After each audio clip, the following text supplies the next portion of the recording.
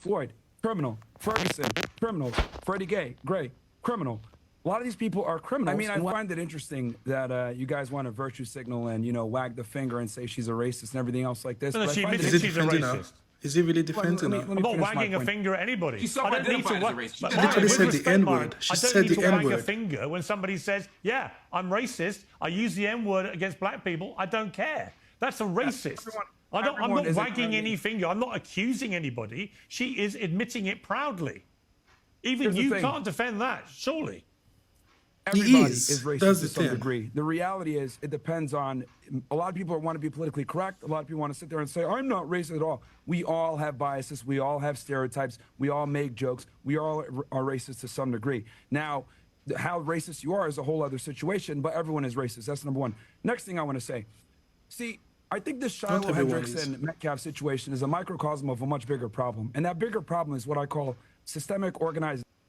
And what I mean by this is for decades, we've had black people literally running around with black supremacy, committing crimes, not getting accountability for their actions, and then they blame the system for it. For example, what ends up happening is they challenge the police officer, they get into a physical altercation, things go left, That's they not always die, the something case. happens, use of force is utilized, and then they want to cry about the result, when in reality, it's not the police killing black people, it's black people killing black people. And if you want to talk about black on white violence, black people kill white people 2 times as much. And on top of that, most of the shootings in America, a lot of the times, are white people killing, white cops killing other unarmed white men. So this whole systemic racism or police brutality or, oh, it's all so messed up. The reality is this.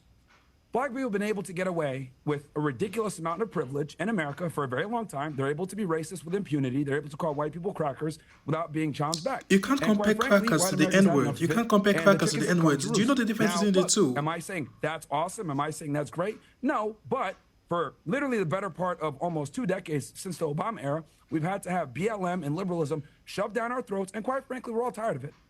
Right, but just to be clear, you would have no problem with one member of this panel openly saying she uses the N-word at black people with impunity and is proud of being a racist. You have no problem with that? My worldview on the protection of the First Amendment and freedom of speech overrides my personal feelings. She has the right to say That's fine. You can support the First Amendment, but you can also have an opinion. Yeah. About what's your personal opinion? My feelings are irrelevant. The Constitution is the Constitution. That's what matters. Oh, that's fascinating. Hold on. So when it comes to chastising black Americans about their behavior, about calling white people crackers, as you say, about their moral claims about the racist system, you can levy a judgment against black Americans for all the things they do. But when it comes to this woman saying the N-word, and this other woman endorsing it and saying that she herself uses the N-word, now all of a sudden we can only talk about the Constitution and the legal right. We can't offer any moral judgment against it. That's disingenuous. And it's as the only black American up here, that's quite frustrating to hear. Here's the thing. If you want to be soft and get offended by that, that's your fucking problem, not mine.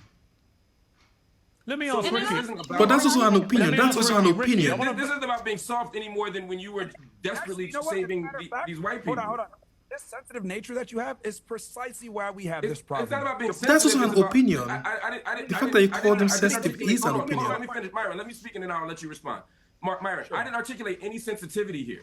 What I said, in the same way that you levied a judgment against black people, I'm levying one against the claims you're making. Yeah. I'm no more sensitive than you were when you made your claim. I'm simply saying I disagree with you. And to immediately jump to you're being sensitive is just a distraction. Isn't it show? Just respond to my argument.